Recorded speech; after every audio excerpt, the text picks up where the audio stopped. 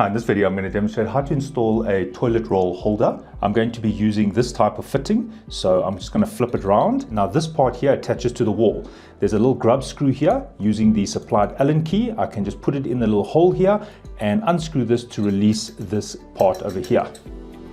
So that can pop out now, and this is the part that gets mounted onto the wall. Now quickly having a look at it, usually the part where you're screwing it in is at the bottom. So there is the screw and this will face the bottom. Now notice how there is a groove there that aligns with this grub screw over here. So the screw is actually going to seat inside that groove. So that means that this part is facing down. So the next step is to find a suitable place on the wall. When choosing the position to drill, just be careful, don't drill in the line of a pipe.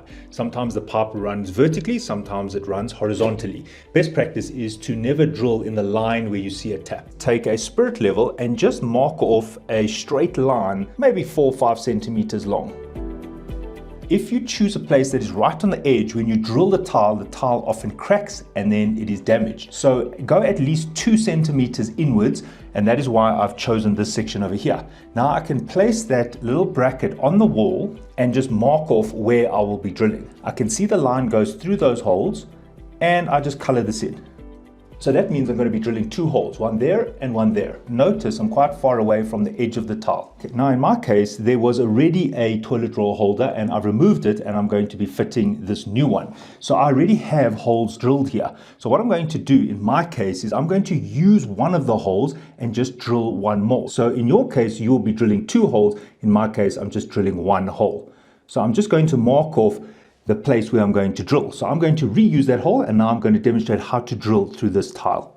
Now you will need a drill, and the drill must have what's called a hammer function. Your unit would have come with the 2 screws and the wall plug. Now in order to get this wall plug in the wall, I'll need to drill it.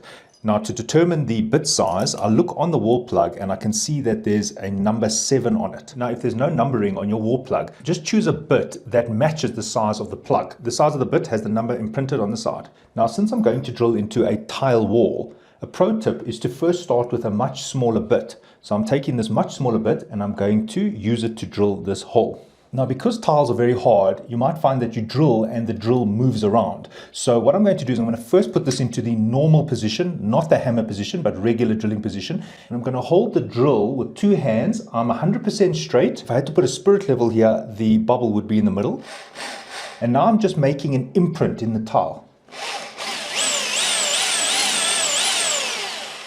So now what will happen is the bit won't travel, it won't bounce around because there's already a hole. If your tile is exceptionally hard, you might need a diamond bit to penetrate the tile. Just a reminder, when drilling, always hold the drill with 2 hands. And now put the number 7 bit, it's not in the hammer position, it's just regular drill.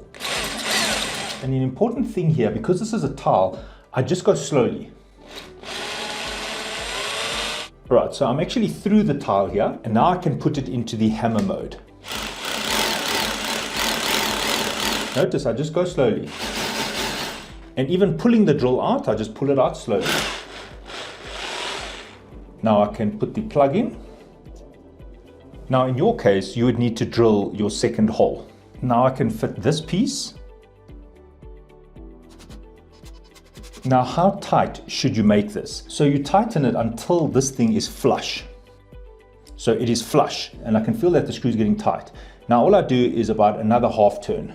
And that's it. This is very, very tight. Right, now you'll need to decide which way you want your toilet roll to slide in. You might want it this way. So in my case, I want it in this orientation, but that means the grub screw is on the top. So I have to flip this. So there is another grub screw here. So I take the supplied Allen key and I open this.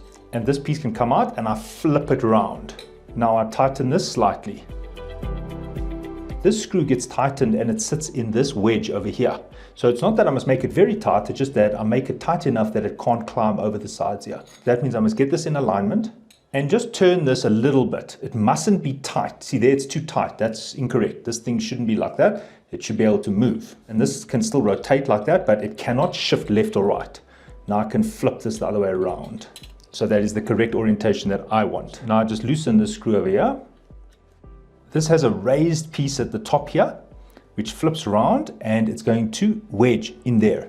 So I go at an angle and I seat that there. That is wedged on the top there. Now I just need to take the Allen key and tighten the screw at the bottom. I've just found an Allen key bit and I'm just putting an extension there, and this is just a bit easier to tighten that. Before I make it tight, I just make sure that this is horizontal, and I just do final tightening with this Allen key. Once it offers me resistance, I just go half a turn.